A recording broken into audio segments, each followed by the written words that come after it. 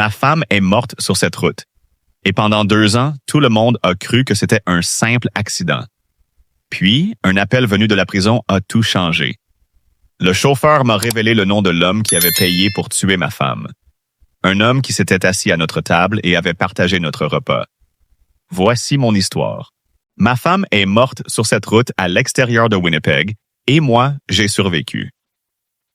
2 ans plus tard, le chauffeur du camion m'a appelé depuis la prison et m'a dit « Monsieur, je dois vous dire qui m'a payé. » Le nom qu'il a prononcé était celui de quelqu'un qui s'était assis à notre table et avait mangé notre nourriture. Cela fait 29 ans que j'étudie pourquoi les ponts échouent à... La charge est mal répartie. L'assise du pilier est instable. Le calcul de tension ne tient pas compte du gel. Il y a toujours une raison. Il y a toujours quelque chose qui aurait dû être repéré plus tôt. J'ai écrit cette phrase dans plus de rapports que je ne peux compter. Ce à quoi je n'étais pas préparé, c'est le jour où j'ai dû appliquer cette même logique à ma propre vie et retracer chaque chose brisée jusqu'à une table de dîner, 12 ans plus tôt, et un moment où ma femme a dit la vérité à une pièce pleine de gens qui avaient besoin de l'entendre. Je m'appelle Raymond Holloway et j'ai passé 29 ans comme ingénieur en structure pour la province du Manitoba. Je comprends les charges portantes, les tolérances au gel et les calculs de tension comme d'autres hommes comprennent les statistiques de hockey. Croisez-moi un mardi matin dans ma cour, dans le quartier de Charleswood à Winnipeg, avec ma vieille veste en denim et ma casquette que je perde et retrouve sans cesse sur ma propre tête, et vous ne devineriez rien de tout cela. Vous me demanderiez probablement si j'ai vu votre chien. Je ne l'ai pas vu. Je ne sais pas où se trouve votre chien, mais je pourrais vous donner la capacité de charge exacte de chaque pont ferroviaire dans un rayon de 35 km autour de la ville. Cette compétence n'est jamais venue sur le tapis lors d'un dîner, et j'en ai fait mon deuil. Ma femme, Marianne, avait 46 ans. Elle a enseigné en 3e année à l'école Assiniboine Elementary pendant 17 ans, et elle avait ce genre particulier de patience qui vient du fait de passer ses journées avec des enfants de 8 ans. Le genre qui ressemble à du calme, mais qui est en réalité une détermination très bien organisée. Elle avait un rire qui arrivait dans une pièce avant elle. Elle faisait la même liste d'épicerie chaque semaine et oubliait quand même 2 choses à chaque fois. Et quand je le lui ai fait remarquer une fois, elle m'a regardé et m'a dit « Raymond, je les oublie exprès pour avoir une raison d'y retourner. » Je ne savais pas si c'était vrai. J'ai choisi de croire que oui, parce que c'était plus intéressant que l'alternative. Nous étions mariés depuis 20 ans, j'avais 33 ans quand nous nous sommes mariés, et je tiens à ce que ce soit noté parce que j'ai longtemps eu l'impression de ne pas avoir eu assez du temps que j'étais censé avoir avec elle. Le 22 avril, il y a 2 ans, nous rentrions de Kenora sur la route 1 un dimanche soir. Marianne avait assisté à la fête prénatale de la fille de son amie Dorothée et j'étais allé la chercher parce qu'elle n'aimait pas ce tronçon de route une fois la nuit tombée, et cela ne m'avait jamais dérangé. Il était 20h55. La route était sèche. Je me souviens avoir vérifié comme je le fais toujours, automatiquement, professionnellement, sans même y penser. La route était sèche, la visibilité était bonne, et il n'y avait aucune raison que quoi que ce soit tourne mal. Puis, un camion semi-remorque roulant vers l'ouest a dérivé au-delà de la ligne médiane sans aucun avertissement et nous a heurtés du côté de Marianne. Je me suis réveillé au Health Sciences Center avec une clavicule fracturée, 3 côtes cassées et une lacération au-dessus de l'œil droit nécessitant 13 points de suture. Marianne ne s'est pas réveillée. L'enquête a conclu que le conducteur s'était endormi au volant. Il s'appelait Marcus Devaney. Ses registres de bord montraient des infractions. Ses heures de conduite étaient irrégulières. Négligence criminelle causant la mort? Peine de 5 ans. Je n'ai rien contesté. Je n'avais l'énergie pour contester quoi que ce soit. J'avais des funérailles à organiser et une maison qui sentait encore son parfum, et une classe entière d'enfants de 8 ans qui m'ont fait des dessins que je n'ai pas pu regarder pendant 7 mois. Leur enseignante leur avait appris que lorsque quelqu'un est triste, on lui fabrique quelque chose. Elle leur avait bien appris. J'ai gardé chacun de ces dessins dans une boîte au fond du placard, et je n'ai toujours pas décidé quoi en faire. J'ai continué à travailler, surtout en tant que consultant. On n'abandonne pas 29 ans de connaissance des structures simplement parce que sa vie s'est effondrée. J'ai gardé la maison, j'ai essayé de garder son jardin de fines herbes vivant, plutôt mal. Mon voisin Norbert, qui a 71 ans et qui a des opinions sur tout, y compris les régimes de neige, mon déneigement et l'intégrité structurelle de ma remise, m'a dit que mon basilic avait l'air abattu. Il a offert de m'aider. J'ai dit que ça allait. Il m'a aidé quand même. C'est Norbert, ça. L'appel est arrivé un vendredi matin de novembre. J'étais à la table de la cuisine, mon thé refroidissant à côté de moi, en train de lire un rapport d'inspection, les nouvelles du matin à la télévision dans l'autre pièce, parlant à personne en particulier. L'afficheur indiquait l'établissement de Stony Mountain. J'ai failli ne pas répondre. J'ai cru à un faux numéro. J'ai décroché à la 5e sonnerie. « Monsieur, » dit la voix, « êtes-vous Raymond Holloway, l'époux de Marianne Holloway? » J'ai dit que oui. « Je m'appelle Marcus Devney, » dit-il. « Je conduisais le camion qui a percuté votre voiture sur la route 1. Je sais que vous n'avez aucune raison de m'écouter, mais je dois vous dire quelque chose et j'ai besoin que vous l'entendiez en entier avant de raccrocher. » J'aurais dû raccrocher. Chaque partie raisonnable de moi savait que je devais raccrocher. Je ne l'ai pas fait. J'ai repoussé le thé et je me suis calé dans ma chaise et j'ai dit « Allez-y ». Ce qu'il m'a raconté a duré 13 minutes. Je le sais parce que j'ai vérifié le journal d'appel après coup. Il a dit que dans les semaines précédant l'accident, un homme l'avait approché dans un relais routier près de Portage-la-Prairie. Cet homme connaissait sa situation financière, une dette de jeu d'un peu moins de 21 000 $ envers des gens peu patients. L'homme lui a offert 48 000 $ en argent, comptant pour faire sortir de la route un véhicule précis sur la route 1, à une date précise, à un endroit précis. On lui a donné la marque et la couleur de notre voiture ainsi qu'une plage horaire. Il s'était dit que ce ne serait qu'une collision, que les gens s'en sortent des collisions, qu'il avait plus besoin de l'argent que de sa conscience. Il a dit qu'il s'était trompé sur toute la ligne. Il a dit qu'il avait pensé à Marianne chaque jour pendant 2 ans et qu'il ne pouvait pas porter ce poids devant une commission des libérations conditionnelles et se présenter comme un homme changé. Il a dit qu'il était désolé. Il l'a dit de la façon dont les gens le disent quand ils savent que le mot est loin de suffire, mais que c'est le seul qu'ils ont. Je lui ai posé une seule question. J'ai demandé quel était le nom. Il a dit « Thierry Bouchard ». Je ne me suis pas levé. Je n'ai rien dit. Je sentais le téléphone dans ma main, j'étais conscient de la télévision dans l'autre pièce et de Norbert, visible par la fenêtre de la cuisine, en train de pelleter son entrée dans sa veste orange comme il le fait chaque vendredi matin, et tout cela semblait très loin. J'ai glissé de ma chaise et je me suis assis par terre dans la cuisine, le dos contre l'armoire, et j'y suis resté. Je ne sais pas combien de temps, assez longtemps pour que l'émission se termine et qu'une autre commence. Assez longtemps pour que le thé sur la table au-dessus de moi refroidisse complètement. Je suis resté assis là, sur le sol de ma propre cuisine, à fixer l'armoire en face de moi, et j'ai pensé à un dîner de Noël 8 ans plus tôt et à un homme qui s'était assis à ma table, avait mangé le rôti de ma femme et en avait redemandé. Thierry Bouchard était le cousin de Marianne du côté paternel. 51 ans.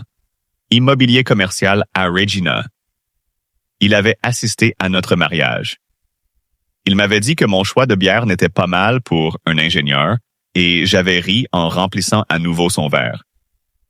J'ai demandé à Marcus comment il était certain que c'était bien Thierry. Il a dit que Thierry avait utilisé un faux nom pour l'arrangement, mais que Marcus l'avait suivi par la suite. Avait relevé sa plaque d'immatriculation, avait gardé cette information pendant 2 ans, avait finalement tout écrit lorsqu'il avait compris qu'il ne pouvait pas avancer en portant ce poids. J'ai appelé Sylvain Pelletier 9 minutes après avoir raccroché. Sylvain et moi sommes amis depuis 1999. Nous nous sommes rencontrés sur un chantier près de Brandon, lui jeune géomètre, moi nouveau sur une équipe de renforcement de viaduc, et nous avons eu la même dispute au sujet des Jets de Winnipeg environ 300 fois depuis, sans que ni l'un ni l'autre n'ait jamais changé d'avis. Il a répondu à la 2e sonnerie. Il répond toujours à la 2e sonnerie. J'ai dit « Sylvain, j'ai besoin que tu viennes. » Il a dit « Raymond, il est 10h30 un vendredi matin. Qu'est-ce qui se passe? » J'ai dit qu'il s'était passé quelque chose au sujet de l'accident. Silence. Puis il a dit « Je prends mon manteau tout de suite. » Il était à ma porte 22 minutes plus tard. Il est entré, s'est assis en face de moi à la table de cuisine et je lui ai tout raconté depuis le début. Il ne m'a pas interrompu une seule fois. Quand j'ai eu fini, il est resté silencieux longtemps. Il a pris sa tasse de thé, a réalisé qu'elle était vide et l'a reposée. Puis il a dit « Thierry Bouchard, celui qui a mangé ton rôti et qui avait des opinions sur ta bière. » J'ai dit « Oui. » Sylvain a regardé la table un moment, puis il a dit certaines choses que je ne répéterai pas ici. Elles étaient justes et dites avec une sincérité réelle, et j'ai apprécié chaque mot. Puis il a levé les yeux et a dit « Il te faut un avocat aujourd'hui. Pas cette semaine, aujourd'hui. J'avais déjà un nom. » Odile Vachon avait géré la succession de Marianne l'année précédente. Vive, expérimentée, le genre de femme qui planifie tout et ne s'excuse de rien. J'ai appelé son bureau à 11h40. Son assistant m'a mis en contact avec elle en 12 minutes. Odile Vachon pratiquait le droit criminel à Winnipeg depuis 24 ans. Elle avait une voix de quelqu'un qui avait entendu toutes les versions possibles de toutes les histoires possibles, tout en conservant la capacité de n'être surprise par aucune d'elles, sans pour autant négliger d'accorder à la vôtre toute son attention. Elle m'a demandé de venir la voir cet après-midi-là. J'ai apporté le journal d'appel, un résumé écrit de tout ce que Marcus m'avait dit, ainsi que le point kilométrique précis et la plage horaire qu'il avait fournie. Elle a écouté sans interrompre. Quand j'ai terminé, elle a dit « D'accord. » Puis elle a dit « Ce que vous avez là est un point de départ, pas une preuve. Il nous faut l'appel enregistré et vérifié officiellement. Il nous faut des preuves financières reliant Thierry au paiement. Il nous faut Marcus prêt à témoigner. » Elle m'a regardé fixement. « Est-il prêt à témoigner? » J'ai dit que je le croyais. Elle a dit « Alors, nous avons du travail à faire. » C'est 3 semaines après le début de l'enquête que j'ai appris la raison.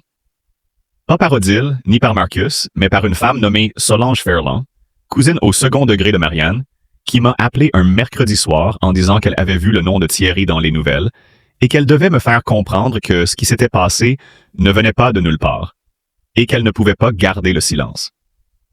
Elle m'a parlé d'un dîner de famille 12 ans plus tôt, chez la tante de Marianne à Brandon. 35 personnes, peut-être plus. Le genre de soirée familiale bruyante qui s'éternise et finit toujours par quelqu'un qui dit quelque chose qu'il ne peut pas retirer. Thierry traversait des difficultés financières depuis plus d'1 an à cette époque. De mauvais investissements dans l'immobilier commercial sur un marché qui s'était retourné contre lui. Il devait de l'argent à 2 membres de la famille présents à ce dîner. Il répétait depuis des mois à tout le monde que la situation était temporaire. Qu'il avait la situation bien en main. Que ce n'était qu'un contretemps mineur sur la voie de quelque chose de plus grand. Marianne connaissait la vérité. La propre mère de Thierry la lui avait confiée 3 mois plus tôt, inquiète et ne sachant pas à qui d'autre en parler. Et ce soir-là, après que Thierry eut fait un commentaire de trop sur ses futurs projets, Marianne a posé sa fourchette et l'a regardé à travers la table et a dit d'une voix parfaitement posée. « Thierry, je pense que les gens dans cette pièce devraient savoir que l'immeuble de la rue Cardinal a été vendu à perte de 210 000 $ en octobre et que le projet Kildonan est sous séquestre depuis septembre. » La table est devenue silencieuse. Solange a dit que Marianne n'avait pas élevé la voix. Elle n'avait pas été cruelle à ce sujet. Elle avait simplement énoncé 2 faits dans une pièce où ces faits devaient être énoncés. Mais l'effet a été complet et immédiat. La version soigneusement entretenue que Thierry donnait de lui-même s'est effondrée devant toute sa famille élargie en une trentaine de secondes. Les 2 cousins à qui il devait de l'argent étaient assis à 3 places de lui. Sa mère semblait vouloir disparaître. Il n'a plus parlé pour le reste de la soirée. Il est parti avant le dessert sans dire au revoir à personne. Il n'est jamais revenu à un événement familial après cela. Il a coupé les ponts avec la majorité de la famille au cours des 2 années suivantes. Il est devenu, selon les mots de Solange, quelqu'un qu'elle ne reconnaissait plus. Froid d'une manière qu'il n'avait jamais été auparavant. Elle a dit qu'elle n'avait relié aucun de ces événements à la route jusqu'à ce qu'elle entende son nom aux nouvelles et qu'alors tout s'était mis en place avec le poids particulier des choses qui prennent un sens terrible dès qu'on les comprend. Je suis resté longtemps avec cette information. J'y suis encore. Marianne avait dit la vérité à une table de dîner parce qu'elle était constitutionnellement incapable de laisser un mensonge confortable subsister dans une pièce pleine de gens qui méritaient mieux. Ce n'était pas de la cruauté, c'était exactement qui elle était. Et un homme avait passé 12 ans à transformer ce moment en quelque chose qui, finalement, l'avait mise en terre. J'y ai pensé plus de fois que je ne peux compter, et je n'ai pas trouvé le moyen de faire en sorte que cela ressemble à autre chose qu'à ce que c'est. Les preuves se sont assemblées au cours des 3 mois suivants. Les données des caméras de circulation ont confirmé que le camion roulait normalement jusqu'au point kilométrique exact que Marcus avait nommé. Les relevés financiers ont montré que Thierry avait retiré 49 000 $ en 2 versements en janvier et février de cette année-là, 13 semaines avant l'accident. Un employé du relais routier de Portage-la-Prairie a identifié les 2 hommes à partir de photographies, séparément et sans aucune incitation. Et puis il y a eu la caméra qui a tout scellé. Une unité provinciale de surveillance routière sur un poteau d'infrastructure à 98 mètres de l'entrée du relais Regard. Une partie d'une initiative de sécurité routière à laquelle j'avais moi-même contribué des années plus tôt et à laquelle je n'avais plus repensé depuis. Elle avait capté les 2 véhicules dans la même fenêtre de 35 minutes. Les horodatages correspondaient au récit de Marcus à 6 minutes près. Il n'y avait aucune explication innocente à ce que montrait la vidéo, et l'équipe juridique de Thierry n'a pas tenté d'en fabriquer une. Odile a organisé une rencontre qu'elle a décrite comme une discussion sur des résolutions possibles. J'ai demandé à y assister. Elle a dit que ce n'était pas la pratique habituelle. J'ai dit que je le comprenais. Elle m'a observé un moment et a dit « Vous vous assiérez dans le coin et vous ne parlerez pas, peu importe ce qui se dira dans cette pièce. » J'ai dit que je le comprenais aussi. Thierry est arrivé avec son avocat et 2 associés, composés et bien habillés, se tenant comme un homme qui n'avait pas encore accepté que la situation le dépassait. Il ne m'a pas reconnu en entrant. Je me suis assis sur la chaise près de la fenêtre, et je l'ai regardé s'installer et ajuster sa veste, et je n'ai rien dit. Odile a tourné l'ordinateur portable vers lui et a appuyé sur lecture sans aucune introduction. Il a regardé les images. Son avocat s'est penché une fois pour lui dire quelque chose à voix basse, et Thierry n'a pas répondu. Il a regardé jusqu'à la fin. La pièce était complètement silencieuse quand cela s'est terminé. Il est resté immobile un long moment, puis il s'est tourné et m'a regardé directement pour la première fois depuis son arrivée. Je n'ai pas détourné le regard. J'avais promis à Odile de ne pas parler, et j'ai tenu cette promesse. Je n'avais pas besoin de parler. Je l'ai simplement regardé comme on regarde quelqu'un quand tous les mots qui pourraient jamais exister entre vous ont déjà été épuisés. Il a soutenu mon regard environ 6 secondes. J'ai vu passer sur son visage quelque chose pour lequel je n'ai pas de mots précis. Pas exactement du remords. Plutôt l'expression particulière d'un homme qui vient de comprendre que la version des faits dans laquelle il vivait depuis 12 ans venait de s'effondrer, faute d'espace ou continuer à exister. Puis il a baissé les yeux vers la table et ce fut la dernière fois qu'il me regarda. Il a plaidé coupable 2 semaines plus tard.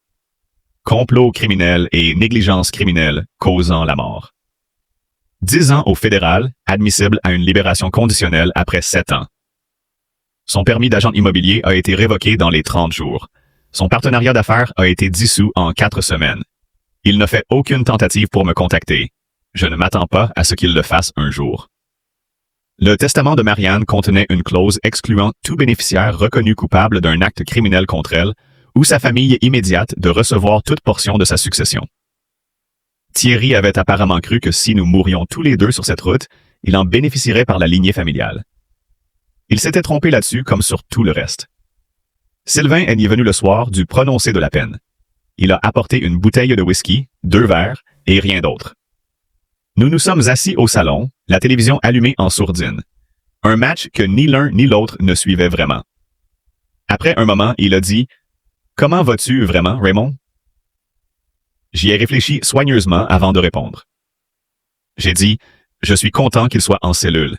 Je suis content que Marcus ait passé cet appel. Je suis content de ce qu'Odile a fait. » Puis j'ai dit « Mais Sylvain, je tends encore la main vers son côté du lit chaque matin. Chaque matin sans exception. Et aucun verdict, dans aucun tribunal, ne change cela. Rien ne change cela. » Sylvain a hoché la tête lentement. Il n'a rien dit et j'en étais reconnaissant. Certaines choses n'ont pas besoin d'être améliorées. Après un moment, il a dit qu'elle aurait eu quelque chose d'extrêmement mordant à dire sur tout cela. J'ai dit que je savais exactement ce qu'elle aurait dit. Qu'elle m'aurait regardé par-dessus son thé et aurait dit « Raymond, je te l'avais dit à ce dîner de Noël que je ne l'aimais pas, et tu m'avais dit que je manquais de générosité. » Sylvain a ri. Un vrai rire, le genre qui traverse toute la pièce. J'ai dit que j'aurais dû rester assis là à admettre qu'elle avait complètement raison. Elle avait toujours raison.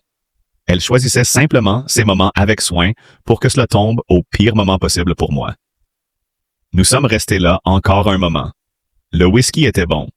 Le match s'est terminé sans que nous nous en rendions compte.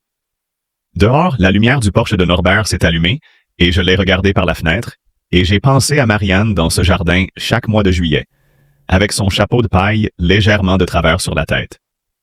Parlant au plan de basilic comme elle parlait à tout ce qui lui tenait à cœur.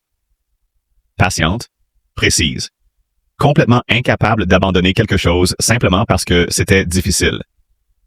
L'argent est dans un compte auquel je n'ai pas touché. Je finirai par décider quoi en faire. Ce n'est jamais ce dont il s'agissait.